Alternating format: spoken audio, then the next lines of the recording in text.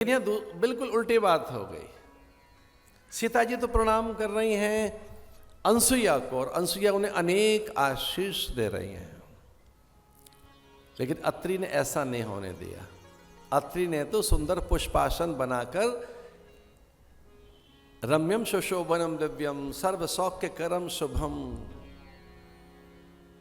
आसनम मयादत्त ग्रहण परमेश्वर, बड़े सुंदर से पुष्प चयन करके और फूल बिछा दिए और राम जी के चरणों में फूल बिछाकर कहा कि प्रभु यहां बैठिए ना, यह आपके लिए आसन है, यहाँ गच्छ यहाँ तिष्ठ वरदौ भव सुप्रसन्नौ भव। हम कब से प्रतीक्षा कर रहे थे आपकी, आप आएंगे। तो बिल्कुल देखिए विपरीत दृश्य है। राम ने पहले ही समझा दिया था कि वो उनके प्रणाम मत ले लेना मां के, तो राम प्रणाम ले ही नहीं रहे अत्रि के। अत्रि भले ही प्रणाम करें, बड़े आपको प्रणाम करें करते रहे, आप मत लेना, आप उसे स्वीकार मत करना, आप उसे अंतर से ग्रहण मत करना, अन्यथा आपकी लोक प्रतिष्ठा चली जाएगी, यश चला जाएगा, कीर्ति भंग हो जाएगी, पुण्य शिथिल हो जाएंगे, सुकृत्य नष्ट हो जाएंगे। जो आपको दिव्य संभावनाएं, आपके जीवन में जो दिव्य संभावनाएं वो उजागर नहीं होंगी, अवसर छिप जाएंगे। इसे ज्येष्ठ जनों से प्रणाम कभी नहीं लेना चाहिए।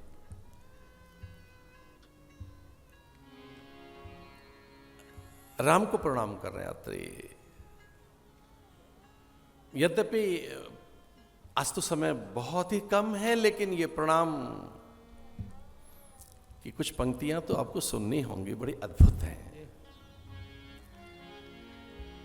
हाथ जोड़कर क्या कह रहे हैं अत्रि? नमामि भक्त वत्सलम कृपालुशील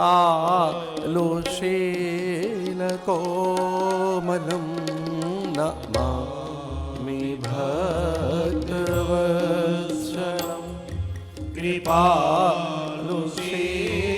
कोमलम, भजामि ते पदाम्बुजम् अकामिना सुधाम्रलम्, नमामि भक्तवत्सलम् कृपावशामसुन्दरम् भवम्बुनाथमन्दरम्,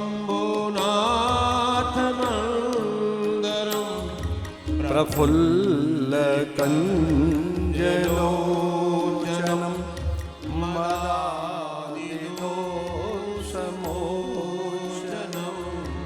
प्रलम्बबाहुविक्रमं प्रभो प्रमेयवैभवं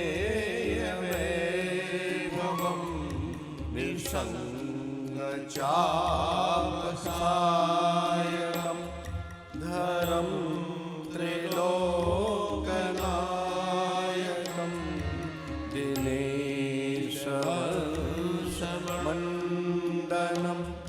महेशचापखण्डनं मुनीन्द्रसन्तरञ्जनं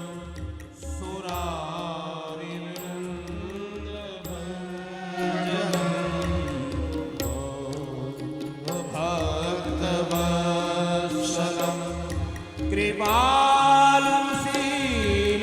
कोमलम् अकामिना भजामि ते नमामि भक्तवत्सलम्।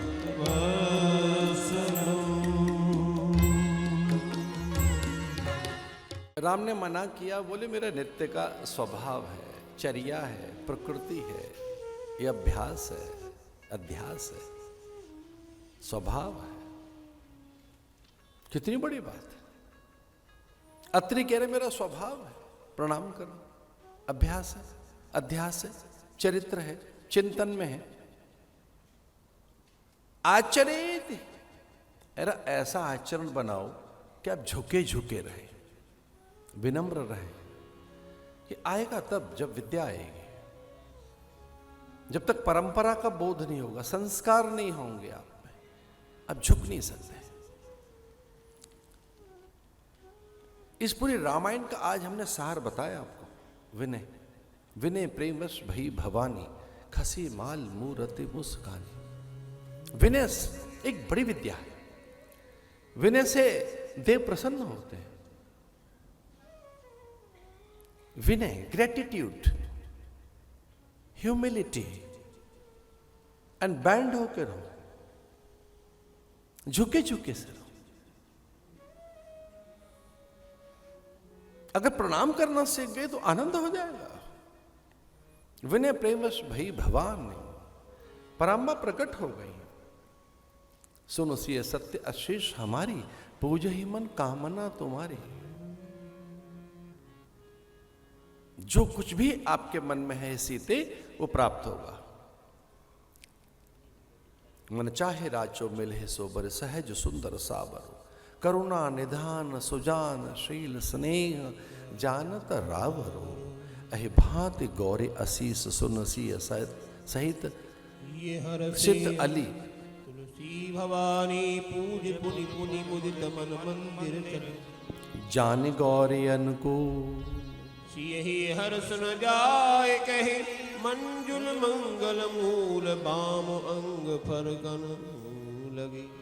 हम उससे भिन्न नहीं है, विलग नहीं है, उस सत्ता से पृथक नहीं है।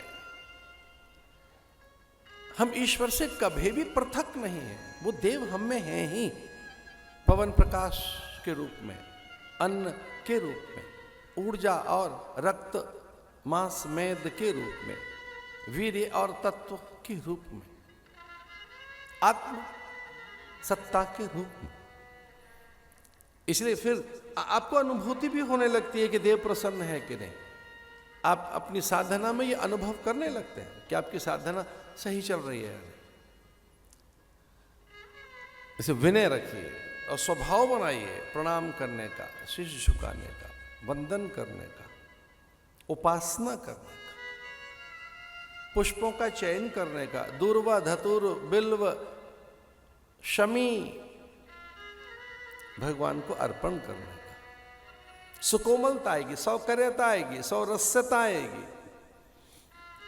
वो एक अकारण सुगंध आपको मिलेगी। वो गंध मकरंद आपकी ये एक दिव्य औषधि भी है। इसलिए उपासना में पुष्पों का जब स्पर्श करते हैं, आप चढ़ाते हैं, दूर्वा धतूर विजया शमी बिल्वपत्र तुलसी पत्र अर्घपात्र, अभ्यास बनाइए। और ये सब कर रहे हैं अत्रि।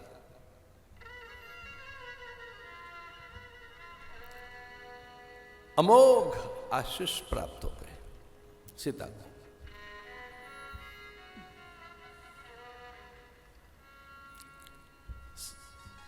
तुलसी बाबा लिखते हैं, सीधा परिचय देते हैं। सुपर्णखा रावण के बहिनी, दुष्ट हृदय दारुण जस अहेनी। पंचवटी गई सो एक बारा, देख बिकल भई राजकुमारा। तुम सम पुरुष नमो सम नारी, ये संयोग विदरता विचार। रावण की बहिनी पंचवटी गई सो एक बारा, देख विकल भई, विकल हो गए राम को देख।